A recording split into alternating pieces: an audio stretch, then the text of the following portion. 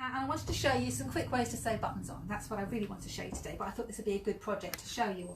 So one of the ways you can do this is to sew the button on with 4 threads. So you get a nice long piece of thread and fold it in half. So double your thread, so it's doubled there. And then, hold on, prepared earlier because I can't thread a needle. Oh, I prepared that earlier and I can't do it. This is a needle threader because sometimes I can't thread the needle. I can't even thread the needle threader. So I'm going to put the loop, thread the loop through the needle threader and put it back. Let me just get my threads untangled. Gosh, it always happens when we're on a live, doesn't it? There we go. So I've now got a double thread through the needle. There we go. So there's 2 threads there and 2 threads there. So I've now got 4 threads. And I can knot this at this end here, come up from underneath, and now I've only got to go through the needle. So come up through the button, down through the other side, and then through the hole. There we go. And you could just go through once. You've got 4 threads there, but if you want to be really strong, you could go through again. Like that. Now that is sewn through with 8 threads now. So that's really nice and strong. You could come up through and do a little bit of a shank. Just go around a couple of times here. And then go through to the wrong side.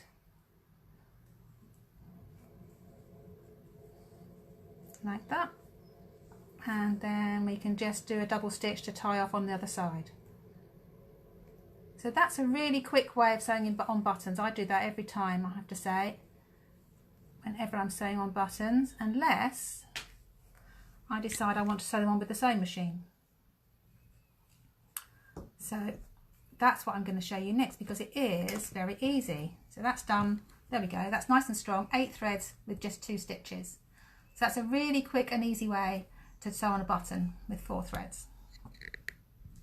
So the alternative way is to sew it on with the sewing machine. Now this is a really quick way of doing it. Hold the line. Don't drop that camera. I'm not. Okay.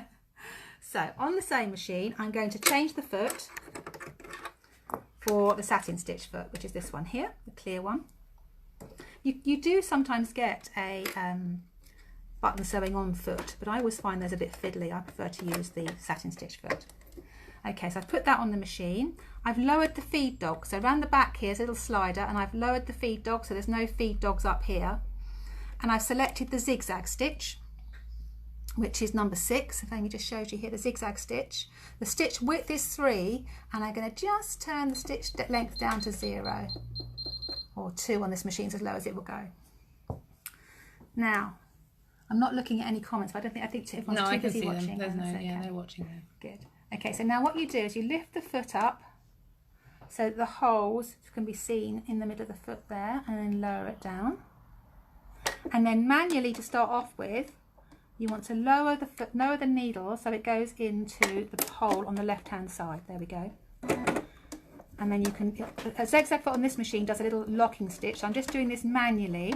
Don't put your foot on the pedal to start off with. It'll do a few stitches in one place, and then it will swing over to the right, and it'll go through the hole. It's quite tight, so what I'm going to do is just change this from 3 to 3.5.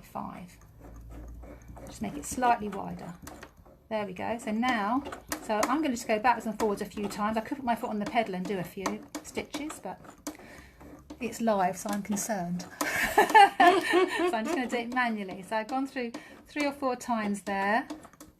Go through on the right hand side. I'm going to do a locking stitch. So I've lost the foot pedal, so I'm just going to grab that. Do a locking stitch. And then this machine cuts the thread as well. There we go. That's your button sewn on with the machine. Really quick. And once you've done those settings, they'll be the same for every button you do. So that was a very quick demo today. I hope that was useful, because I mean, that's a really nice strong way of putting on a button. If you want to put a shank underneath there, you could put a cocktail stick underneath the button and the zigzag will still go over that button there.